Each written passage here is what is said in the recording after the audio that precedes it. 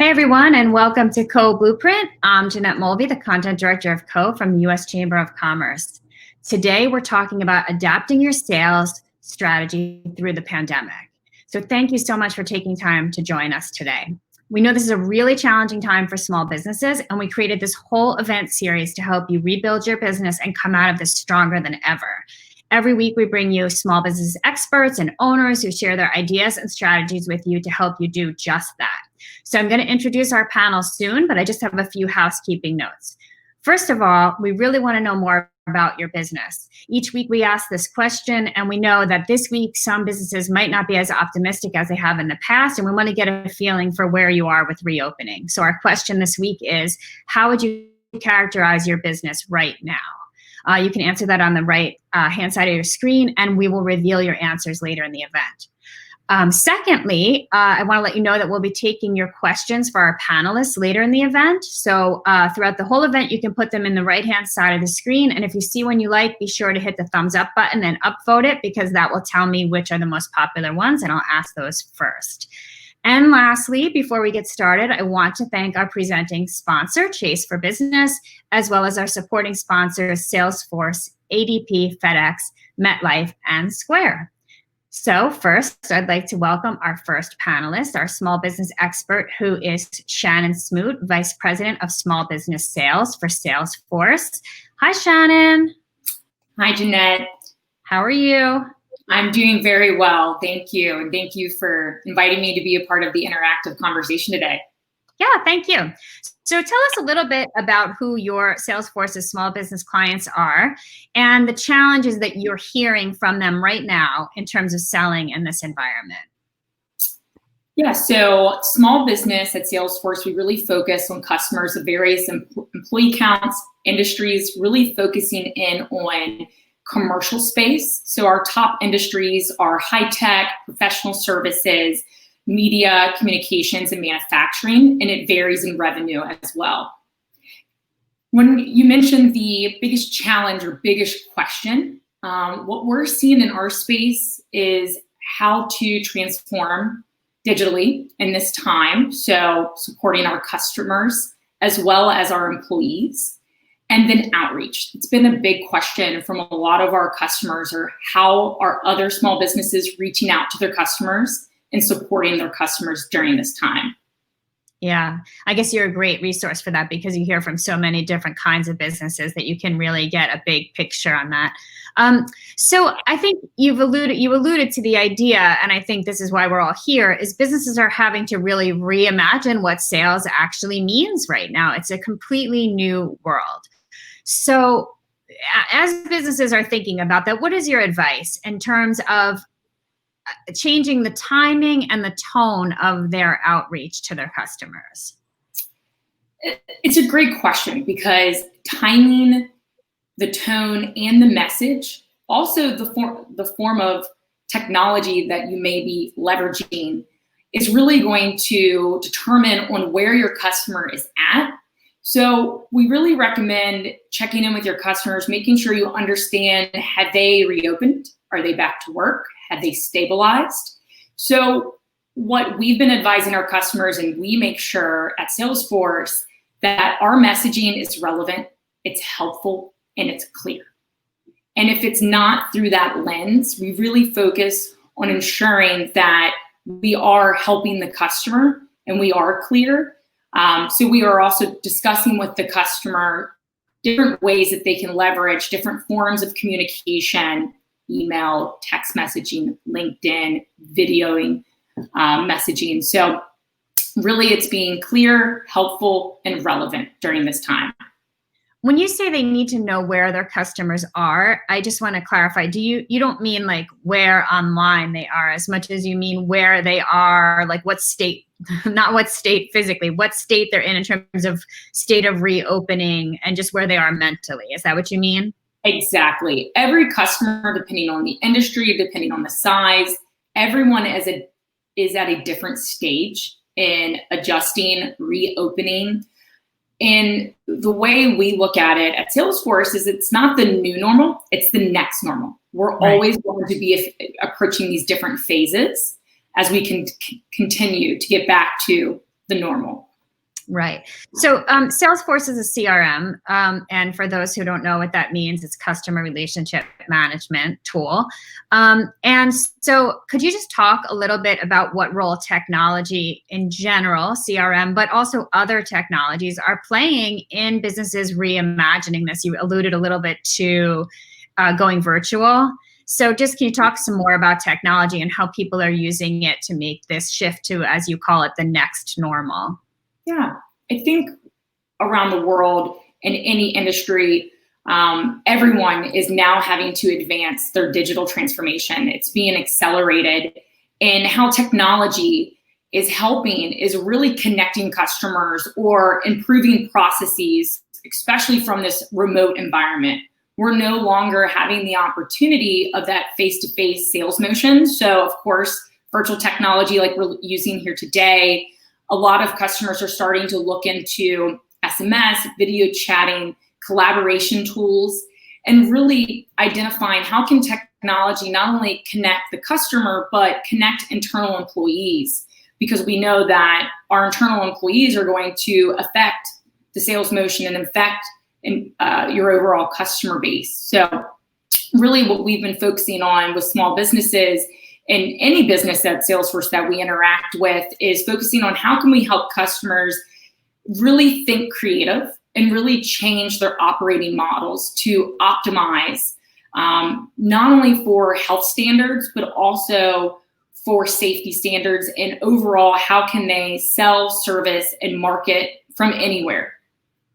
Yeah, it's so interesting that even for a company that's really focused on sales, that you still have to think about health and safety first. It's just a completely different way of thinking. So I know you have some good advice for small businesses that are selling right now. So what are your sort of top 3 pieces of advice?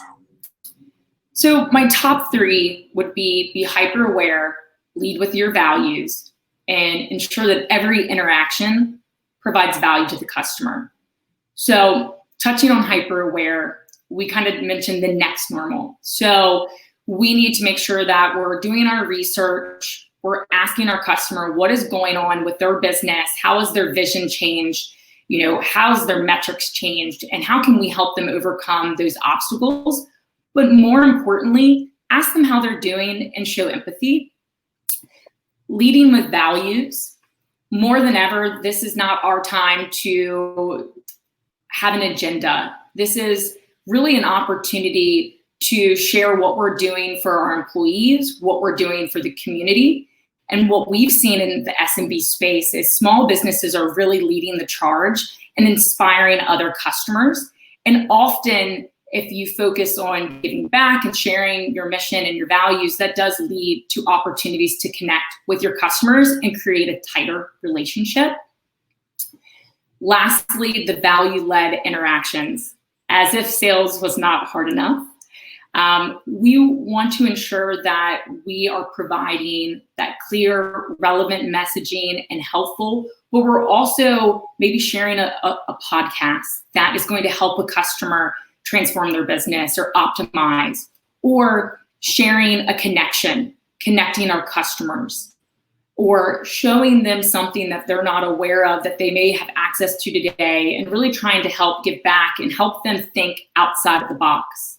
So these are my 3 pieces of advice: be hyper aware, lead with values, and ensure you're adding value on every call. Yeah, I think that's great advice. And I think that it will mean something different to every business. So I think the challenge for people is to figure out what does that mean to them. And also, you really have to know your customer to know which of those messages are going to resonate. So you're seeing all these changes in sales and how companies are selling. We talked a little before the event how we both think that work from home or some version of work from home or some hybrid thing is one thing that will change after the pandemic, that will become semi-permanent. In terms of sales, what kinds of changes are you seeing in the way people are selling that you think will be permanent shifts for companies? Mm-hmm. So when it comes to this selling environment, I think the face-to-face interaction, turning on your screen, doing whiteboard sessions, or having a virtual event. I'm seeing more of that because it does cut down on the travel and expenses. And some customers are figuring out that it's really successful. Another thing that I'm seeing is some flexibility. Customers are thinking outside of the box, freemium trials or creative contracts or creative terms to really support their customers during this time. So I think we're going to start to see maybe some more flexibility or just new products coming out to support customers. Because a lot of our customers have really identified new revenue streams to support their customers during this time. So I think that it's going to create some professional services, not only a product, but it has created opportunities for customers during their sales process to offer some type of support. And then the last thing, I think just that hyper awareness in sales. I feel that individuals are checking in on each other, and it's creating a closer relationship between the customer as well as internal employees. I have heard that exact thing from so many people, which is so counterintuitive, but I've heard so many people say that connecting with either their clients or potential clients or their coworkers virtually, because everyone's at home and everyone has kids or pets or a spouse wandering through the room or whatever it is, it has created this situation where this veil of whoever you are at work is gone. And so everyone has to acknowledge that the other person is a real human being with a life. And it's created a much more connected feeling. And so it's super interesting in terms of selling that actually, even though you're distant, this might be an opportunity to build a stronger relationship, even if you're selling nothing today, even if today you're just building the relationship. So one extra question I want to ask you, I wanted to know if you could talk just a little bit more about CRM. Not everyone who's on this call in the audience has a CRM system. Probably most don't, in fact. And for a lot of small businesses where the owner is also the sales team because it's a 1 or a 2 person business, they may not even have ever heard the term CRM. So could you talk about CRM in a broader sense of what that concept means and how, even if you don't have Salesforce or another CRM, how you could be practicing the practice of customer relationship management every day? Great question. I actually came from a startup and we worked off Excel and Google Docs. And the way that I would think of CRM is a place to really hold all of your contacts as well as your sales process. And it's going to allow for you to expand that to others and really be able to access it from anywhere at any time. And as you continue to grow and you need to start marketing or servicing your customers, everything is right there.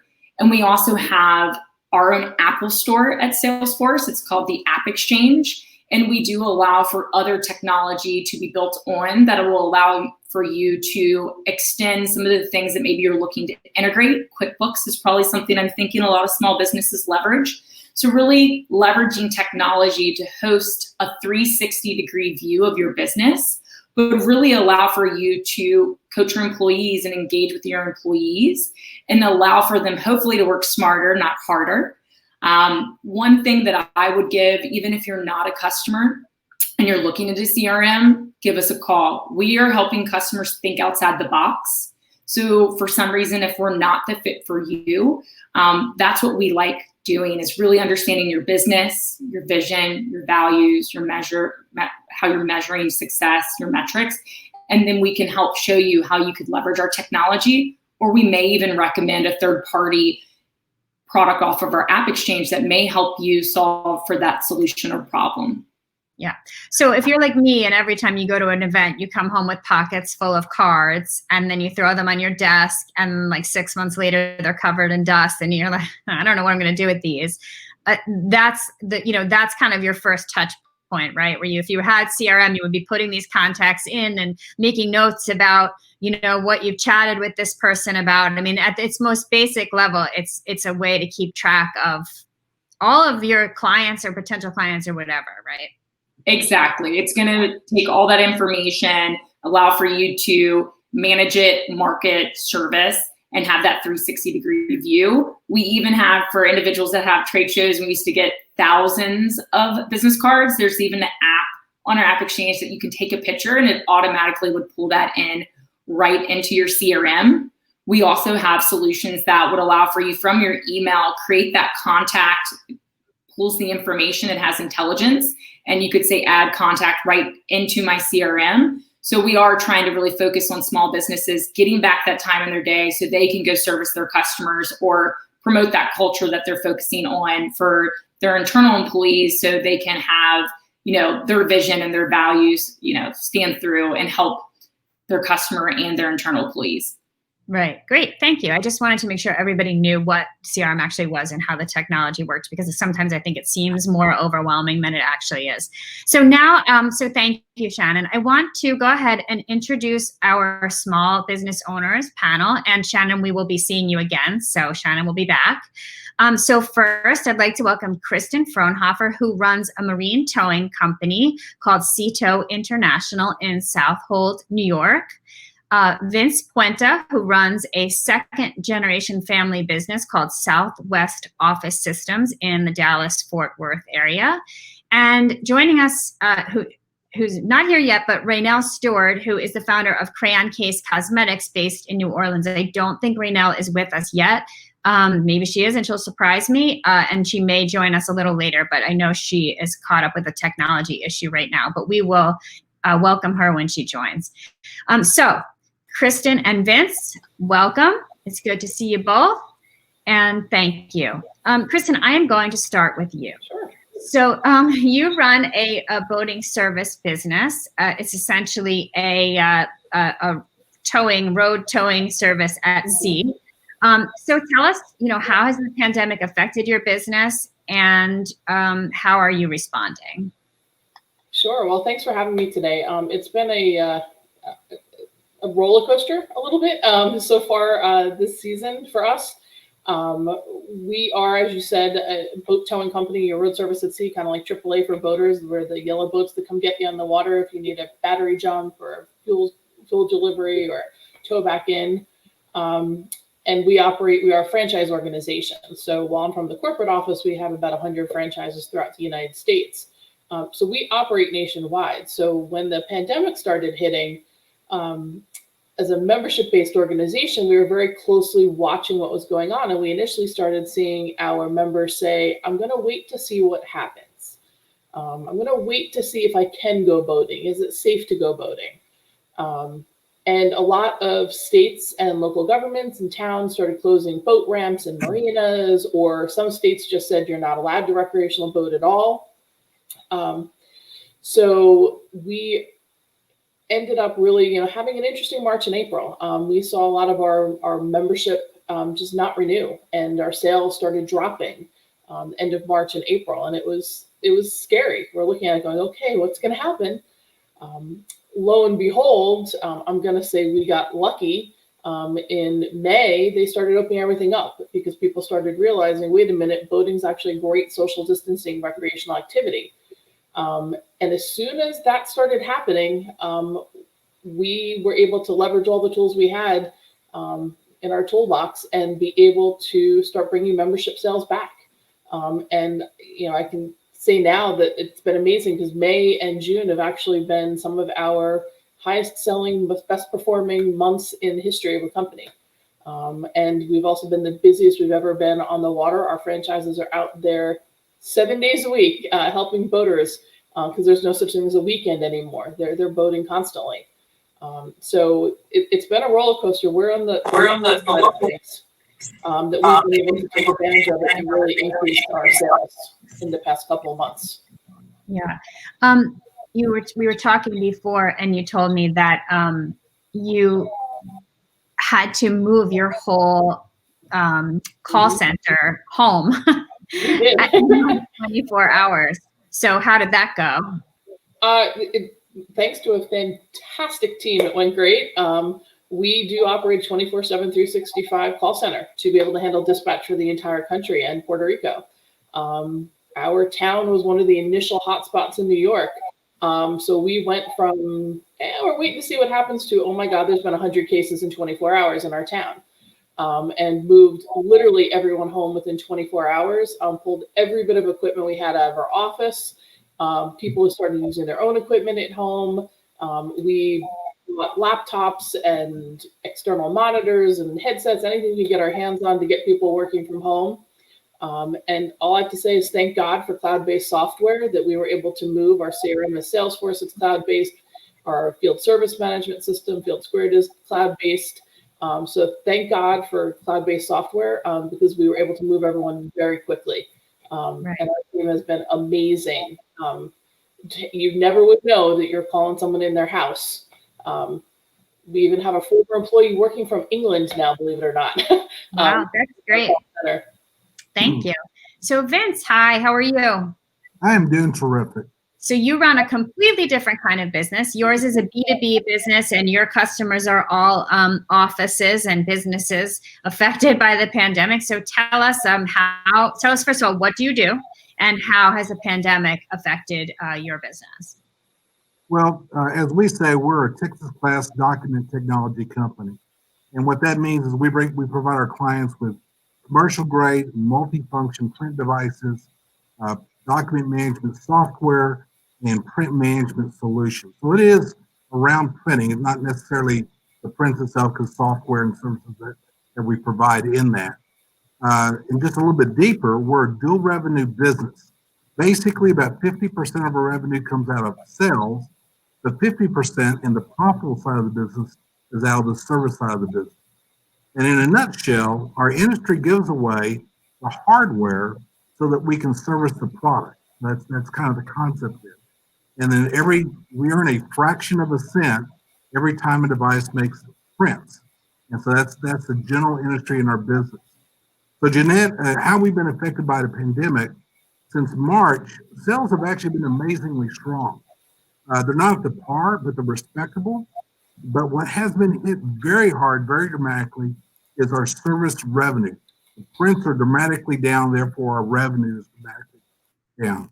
And as you've already said, and it's obvious, if clients aren't in their offices, they're not making prints. They may be printing at home, but those devices aren't on their network. And so if they're not on the network, we don't have direct access to them to be able to monitor them and bring the level of services that we do. What the reality of that is, our company dropped 42% in April in our total revenue. And then by May, we dropped another 37% as compared to the same time last year. In our 56-year history and many, many recessions we've been through, we have never experienced that sudden or dramatic drop in revenue. So it's a new world, and it's been an amazing change, not necessarily for the good, but we're working our way through it. Before I go back to Kristen, actually, I'm going to kind of interview myself and ask myself the question I was going to ask right now. But before I interview myself, Vince, I just wanted to ask you, could you explain something to me? So I understand the concept that service revenue is down because people aren't at the office making copies, but how come sales continue to be strong? Is that because you already had contracts signed and in place, or I just wasn't understanding exactly why sales continued to be strong? Well, in March, we already had business in place ready to go. At the same time, quite frankly, the good Lord blessed us, and we had won a contract back in February for the Dallas-Fort Worth International Airport, and it was scheduled to go in during the month of June. And so that created activity for us. We also had a large bank that had actually had a large order ready to go. They stopped them because they closed the branches. We eventually came to them and says, look, we need to move this inventory out. They worked with us, they made special arrangements, and we were able to move that equipment into the locations, and therefore able to build that business. That was March. Now, it kind of goes to another area. Since then, though, we have done activities that we've created, sales activity. And so I can go into that, or we can talk about it later. Yeah, you know what? I'll follow up on that with you after. So Raynell, Raynell's not here, but Raynell owns and started a company called Crayon Case, which is a makeup company. And she has a really interesting story because she has seen her sales really explode because her makeup is specifically meant for makeup beginners and people who aren't used to wearing makeup. And so now everyone's home and experimenting and having fun and watching YouTube videos on how to do makeup. So her sales have really gone crazy. And she's actually she sells a lot on social media. So she's had a completely different experience, which is that her product is suddenly in more demand. So Kristen, I'm going to come back to you. Sure. I know that you're a Salesforce customer and that you already had your Salesforce CRM in place, as you mentioned before. So again, tell us a little bit how you leveraged the Salesforce software that you're using and to communicate with your customers, but also just keep in mind that, you know, our audience may not be fully familiar with it. So if you could explain it in terms of like what it actually did for you, I think that would be really helpful for people. Absolutely. And I'm a little addicted to Salesforce at this point, but we were lucky enough to implement Salesforce after looking at multiple different CRMs. It was just right for us. But having a CRM in place and then having, we also have Marketing Cloud, which is a marketing tool to be able to automate communications with members and keep track of responses. Both of those really helped us have a solid platform to work off of, that we had all of our customer data. Important to us is that our CRM links to our call center management software, so that when someone is calling into us, we get a screen pop and we can customize that communication and make it more personal for someone. That was key. And I think the biggest one for us was that communication with our members was key during this time. So our call center was able to keep track of the types of questions that were coming in from our customers when, you know, in March and April and May. Our customers were super concerned about whether or not we were open, were we operating, what to expect while voting, what about their membership. And we were able to track that feedback from our frontline team, utilizing CRM, to then be able to communicate effectively with our members to answer the questions that they most frequently had, making them feel comfortable about the time, you know, the times we were in. So that if they had questions about what boat ramps were open, well, who could they contact about that so that we could help them? We've then been using our CRM and automated marketing tools through Marketing Cloud to be able to adjust our communications with people, so that while, you know, people were really holding back and saying, I need to see what's going on, and they really just wanted information from us about voting in general, we actually stopped some of our sales promotions, we delayed them, we moved them later. And because we had these tools in place, we're able to do this pretty seamlessly. And I think that the neat part now is that, and I saw a question come in about, you know, how to kind of restart while customers are still concerned. We utilized our CRM and our Marketing Cloud tools to be able to reach out to customers and survey them about how they were feeling, what's going on, what were they planning on doing this year for boating, and get information that helped the industry, that helped voters, and allowed us to better communicate with everyone on topics that were of interest to them, not necessarily a sales pitch. And what that did was it really generated a lot of trust in us as an expert on boating during these times. That then I think is leading to the sales down the line, because there wasn't that hard sales pitch initially. It was more of a, we get it, this is a new world, let's all work through it together. Right. I totally get that. So Vince, I think, has a similar kind of thing. So Vince, you really shifted gears with your approach to sales when the pandemic hit. So can you talk a little bit about how you instructed your sales force to be selling in quotation marks and talking to your customers? Yes, Jeanette. Well, as you mentioned up front, we're a B2B business. And so the service side of the business, we're doing it physically in their office, all the way to do remote services. On the sales side, you know, we're an outbound sales structure. We're not telesales. So when the office is closed, at least prior to this, that has changed the entire world of our sales force. So there's been two phases so far, March and April, and then May forward. So in March and April, the economy was essentially fully shut down. So there was nothing in a way for our sales reps to do. We kept them all employed. but what we gave them was a redirection. So for those 2 months, their direction, and it was measured, was to touch the client.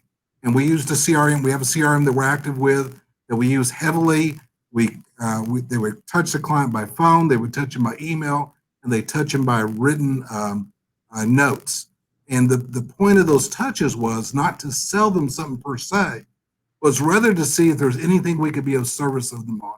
Something that this new business environment had created a challenge for them that either we may have an idea we can share to help them out, or we may have a solution for them. And in the addition to that, we wanted to let them know that we were fully operational and we are here to service them. Now, the second phase, on May 1st in Texas, Governor Abbott did phase 1 of reopening. That did change the atmosphere somewhat. Unfortunately, corporate America is still shut down. State offices are still shut down. But most of the businesses that we live and breathe by, and as we all know, we actually generate the most employees, small businesses do, did start trying to reopen. You know, the barbershop reopened. The barbershop's not my client, but they buy from another firm that may be my client. And so we had that trickle down. So activity did start up. So what we instantly did was we loaded up our sales reps with creative tools to generate and close business with. Now, we always provide monthly incentives because we're a monthly sales-driven business, but this is way beyond anything we've ever done. So we did it kind of in two sections. One is with net new clients. If they could find a net new client, we were going to provide that net new client special reductions in prices that weren't available to any other client, just something we were going to eat to show that, yes, we want to take on net new clients, and we incentivize the rep to do that with. Then for all of our sales, we just went all out. Probably the most important thing is we created, not the industry, not our finance or leasing companies, but we created very unique lease program. In doing that, what it is, it's a 0%, as we refer to it as, 36-month lease with the first payment delayed for 90 days. So that the combination of those things has not been done before. We are also providing free printers to our clients that they can use in their home offices as they acquire the MFP or the copier. On top of that, we're providing them anywhere from $50 to $500 in local restaurant gift cards with their acquisition to thank them for doing business with us. Now, part of that is our investment in the local economy. As I emphasize, it's local restaurants, not chain restaurants, but local restaurants, because we want to bring dollars back into the community. And we also want to tell the community, hey, folks, it's time to get back to work. Yes, we need to be safe. Yes, it's a new environment, but we cannot remain in this mode because it's going to do more damage than the virus is going to do. So with the multiple layers of incentives, there is no margin, and most likely there's actually a loss on the transaction. But our objective right now is not margin or profit. We want that, but that's not the objective. Our primary objective is engaging our team and our clients, which generates activity. And that activity is very important for us to stay alive. Sure. So that makes total sense. So Kristen, Vince is talking about how he changed his sales tactics. Tell me, you touched on this a little bit, but tell me a little more about how you guys changed the way that you are just approaching customers right now, your sales messaging. Yeah, so I actually just follow up to something Vince said that's very interesting. He talked about supporting local businesses. While we're a franchise organization and we're nationwide, one of the things we really made sure to do was educate our customers and educate voters that when you do purchase from CITO, you're supporting your local business. So they are independently owned small local businesses, and that membership money goes to that local CITO franchise, supporting that local family in your community. And I think that was an important message to get out there because everyone really wants to support their local business. So that was definitely one change that we made to really get that communication out there. We also did try to work and our most effective sales message wasn't actually intended as a sales message. Early on during the pandemic, everyone's talking about social distancing and changes you need to make, but no one was applying those to boating. How does social distancing apply? So we took it on and produced a social distancing while boating infographic, taking best practices from the CDC, from what we were seeing from different states and counties across the country, and then put that all together to explain to boaters to say, how do you participate in the sport you love of boating, but do it responsibly? Because we all want to be able to continue to get out there on the water. So, for example, don't raft up with other boats, anchor by yourself, boat only with those in your household. We then made that infographic available on our social channels, as well as shared it with our CTO members, but we also sent it out to other businesses in the marine industry, made it available to anyone in the boating industry. It literally has been our best performing social post in the history of the company. It has been shared by hundreds of businesses. I guess you could say it went viral in a way. It ended up being used by Discover Boating, which is like discoverboating.com is the resource if you're thinking about getting into boating, their COVID-19 resources for boaters, including our infographic, was their top performing page ever in the history of their website.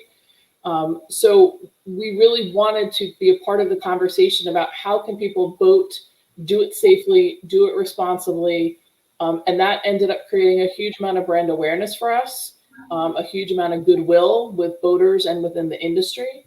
And it's also been our most copied and plagiarized item ever, but it's all for good purposes. So we're not fighting those things. But putting that altruistic message out there to help fellow boaters really ended up being a fabulous thing. Right. It's, as everyone said, like, be part of the conversation about what do people need right now, not necessarily the heavy duty sales pitch. Yeah, that's great. Thank you. So Vince, I have one more question for you before we go to the Q&A. So you said to me the other day that you decided that now is the time to invest in your clients as opposed to investing in advertising. So in 30 seconds, tell me what that really means to you. Well, as I said, we're actually placing products that break even or at a loss, and because we want to help our clients. Those clients that are functioning, they need our products. They need to replace what they've got, or they need to add to their things, and it's just another way of doing it. Our advertising has always been geared toward name recognition, local ownership, and superior service, and those are great things. But I can take that money and I can back up these sales that we're going in at a loss at and make those things happen, which has a more dramatic impact on our clients and has a very dramatic impact on our sales staff. And really, ultimately, what it's about is it's about the client, about the teammates, and about driving activity. We're a debt-free company. We had cash reserves going into this, so it's not the bottom line we're concerned with at this point. It's about keeping our team active, keeping their jobs solid, and helping our clients out. Yeah, great. Thank you, Vince. So it's time for us to go to our Q&A, but before we do that, I just want I want our panelists to know where our audience is. So I want to look at our poll results and see, okay, so I am looking to see where everyone is. Do not see the actual numbers yet. I don't know if anyone else does. Most weeks it's been roughly 50-50 between partially open and completely open. If we don't get the results soon, then we're probably going to just move on from that. No one else sees them, right, on the panel? I'm not the only one. No. Okay. Usually it's been roughly about, there they are. Okay. So it's a good thing we didn't go by me because I was wrong. So open but remote, 36%, completely open, 30%. So we can see kind of where our audience is. Before we do the Q&A, we're going to try one more different kind of poll, which I really like, which is the word cloud. So audience, we're asking you in 1 or 2 words, how are your customers feeling right now? And we should be able to see a word cloud momentarily. If everyone's entering their words, please only clean answers. And I love the word cloud because it obviously shows you the bigger the word, the more common it is. Uncertain, unsure. So this is how their customers are feeling. and probably how they are feeling. Yeah, this isn't terribly surprising. So uncertain, yeah, I think we're all feeling uncertain. So that panel is where our audience is in terms of their mindset with their customers. So I'm going to take us to the Q&A, which means I'm going to switch gears here. Shannon, I'm coming to you first. So let's see. I had a question for you, Shannon. Okay. So this person says, what are the best practices for being sensitive to what's going on in the world while also realizing that we need to be aggressive in selling in order to keep our doors open? This is a great question. Customers have asked this as well as our own account executives. And although we are acknowledging and we're checking in, it's okay to reach out with a solution if you have a benefit or if you do have something that's going to add value. So a lot of times we are creating benefit statements, leading with how this may be able to solve a previous challenge or a challenge that maybe we're aware of in that customer's same industry or the customer's same size or that individual's title. And when we do connect with the customer, really identifying how we can work towards some type of ROI or justification, or what is the risk if they don't make that decision, now or later. And then we really call it internally a mutual success plan. So identifying what are those milestones and what is the correct timing to help them get up and running or implement technology or buy a service that they need. The last thing I'll touch on is I'm really seeing a lot of customers and account executives get creative and put together virtual coffees with a customer to check in. And then what's the value of getting on a virtual coffee? We used to do face-to-face meetings, go to lunch. Here's some of the things I want to connect and discuss, but I'm going to buy you lunch and you can buy it from a local small business in your area or donate that $25, lunch to a local business of your choice. Depending on everyone's budget, I've even seen handwritten cards, understanding, finding out the location of an individual where they live, but I've seen a lot of marketing account executives and teams get creative and connect with their customers in multiple ways. Great. So Kristen, I think that you could also address this question. I know that one of the ways you were selling, even though it wasn't a hard sell, is that you were surveying your members who didn't renew to find out what was going on. So can you tell us a little more about that, Kristen? Yeah, because one of the things we were concerned about was, we're a membership organization. So for individuals who had chosen not to renew their membership at this time, we were worried, like, are we pitching too hard? Are we communicating too often? So we sent out a survey and said, like, hey, we just want to know, why haven't you chosen to renew yet? Is it money concerns? Is it you're just not boating this year? Is it health concerns? Is it you've sold your boat? Like, what was the reason so that we could adjust communications? And it was really interesting what results we got back. It was a lot of I'm just not doing that this year. I'm waiting to see what happens. I'm taking the year off, but I love you guys. So it was able to give us feedback of, we're probably going to get these customers back in the future, but right now kind of lay back a little bit and we can keep track of that in our CRM and say, like, don't communicate as much with these people. They're just kind of taking the year off. We don't want to bug them, and be sensitive to their concerns and what's going on in their life right now, where they are in this crazy world that we're in. Yeah.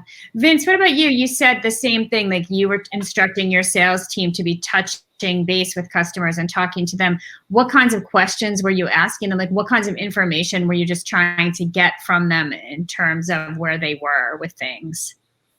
Really is, that depends on the sales rep and the client, and their goal is to have an exchange with them, certainly talk about business, how are things going, touching on their families even. If there was some sense, if there was a lease that was up for renewal, they're certainly going to bring it up. But it was really more geared toward touching the person. As with all organizations, our sales and our company growth is built on relationships. And if those clients don't realize that we care, if those clients don't realize that even the owners of the company care, then it's eventually going to go away. Sending out a bunch of emails about what we're doing to clean and make our area more sanitized, that's all well and good for corporate America, but ours is more about how are you doing? How's your family? Have you been touched by the disease? How's your business doing? Is there an area we can be of service to you? So really just trying to relate to them on a personal level / business level was our focus. Your business has been in business for a really long time. How long? 60 years? 56 years. 56 years. So yeah, so it would be all about relationships, I'm sure, over that period of time. How long is your longest client? How long have you had your longest client relationship? Oh, maybe 25 or 30 years. Yeah, so that's a really long time.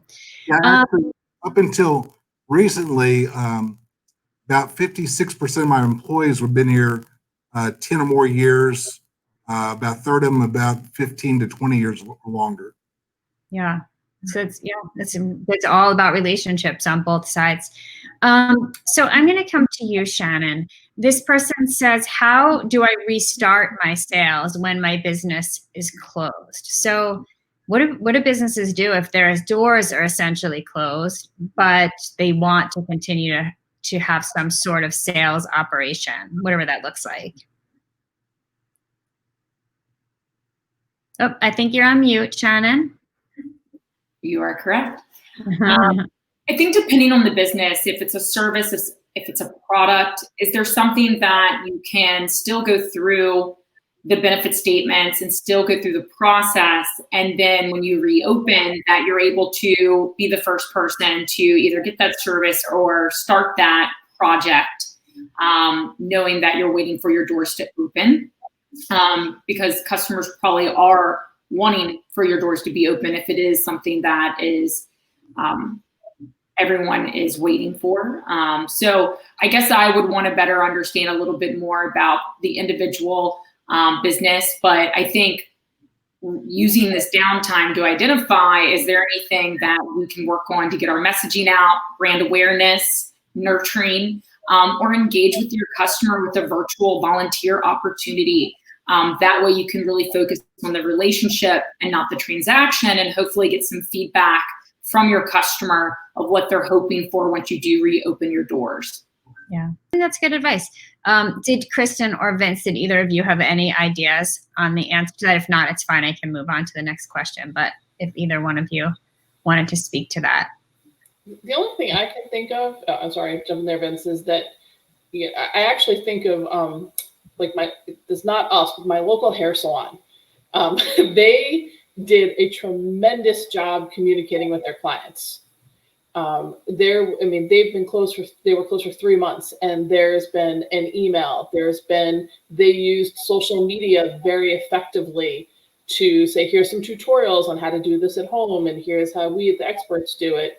And they reached out to the community to kind of build throughout. They also, even with the business closed, still said, hey, we're going to have someone who can do product and leave it for you outside, or do custom color haircuts. And they just really communicated very effectively. And I think that, just using other tools that they wouldn't normally have used, whether it was email communications or text communications or social media, to engage people, brought everyone back when the business reopened. Yeah. And they were very supportive of it because it showed they cared about us. Yeah. And Vince, what were you going to add to that question? That is exactly what Kristen's saying in what I said earlier. You got to touch the client. Find a way to touch him. My barber texted me, and I thought he was closed for business. He texted me, and that was amazing. The first time I came in, my tip was unbelievable. Because I just appreciated him reaching out to me and being concerned about the length of my hair, which is important.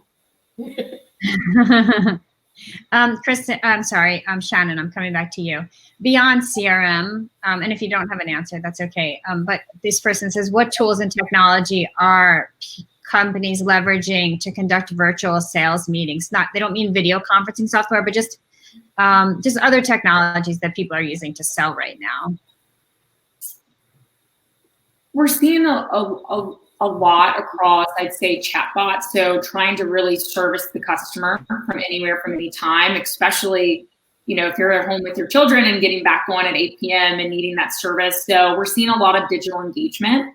Mm-hmm. I know you're asking for video conferencing software. So there's a lot of companies out there, like Vidyard is starting to become very popular. So people can send a demo or send a check-in.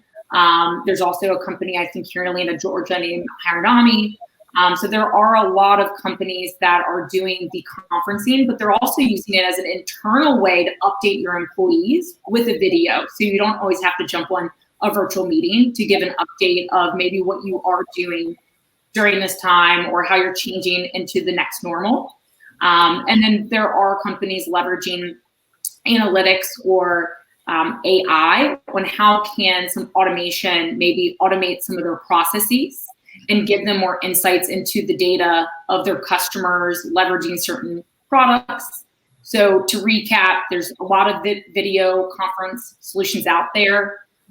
There's also AI and analytics, as well as the ability to leverage tools for outreach. Great. Kristen, did you use email marketing as part of your outreach to your customers? Absolutely. We use email extensively to our customers. The best way to communicate with everyone on a regular basis is we're talking hundreds of thousands of people.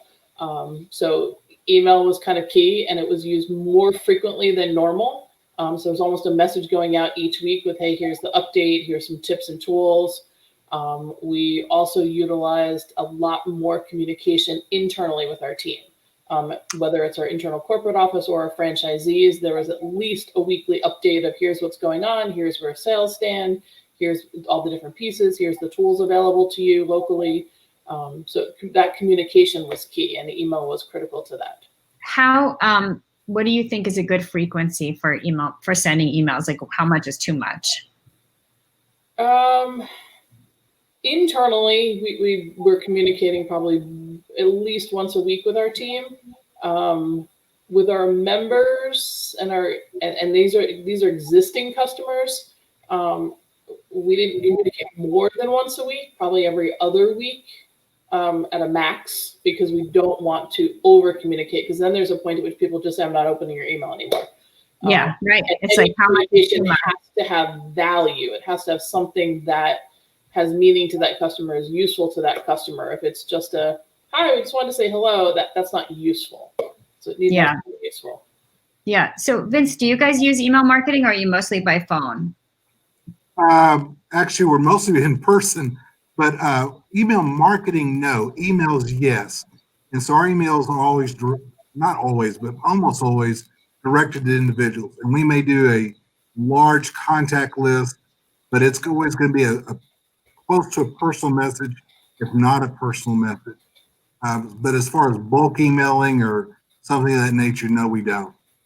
Yeah. Okay. So I'm going to come back to you, Shannon. This person says, I love the idea of Salesforce for small business CRM, but I'm spending all of my time trying to service clients and keep my doors open. So how much time do I need to, make this, to basically essentially get set up with it and maintain it once it's built? So I'm not asking you to give a commercial for Salesforce as much as I think I'm asking, I assume that there are sort of multi-levels of commitment one could make. So could you talk a little bit about, if you're a small business that doesn't have a big budget and doesn't have a lot of time, could you talk specifically about that and what kinds of tools that they could be using? So we do have a lot of levels for customers to leverage, depending on their size and what they're looking to leverage CRM for. But we do have an edition that is our base edition that would allow for you to sign up and store your contacts and start leveraging it as soon as you sign up. So what I recommend is, every customer is at a different point. Feel free to give us a call, and we can definitely have a quick conversation and identify what would be the best addition for you. We do have support. We also have getting started webinars, and we also have the ability to help train the trainer. So it's giving you the resources that you would need, but it is a subscription. As soon as you sign up, you could be leveraging it. depending on how you're looking to use it. It could vary if you could just start using it right now, or if you want to integrate and really get a little bit more complex on some of the things that you want to do. Thank you. We have time for maybe two more, maybe one more. So Vince, I'll give you this one.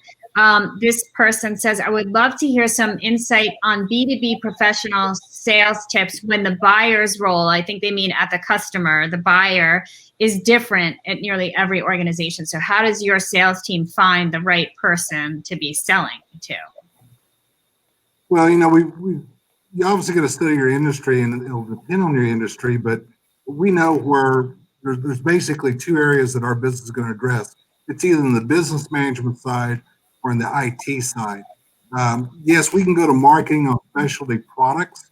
So it's knowing what your product is and your services are, thinking about how they're used as an application within that business, and then seeking out the person that's in charge or has responsibility for that. So you can go to the C-level and work your way down, and that's probably the absolute best way of doing it. Find the CEO, the CFO actually, talk to them about this. They may not know the answer, but get them to send you down to the person that could most benefit from what you're trying to offer. And then you've got an introduction that way, which is excellent. Right. Kristen, we have time for one more question, and it's yours, and it's going to be I want a one-sentence answer. Uh-oh. Well, I think you might find yourself in this situation right now. What is the best way to close the deal with a hesitant customer?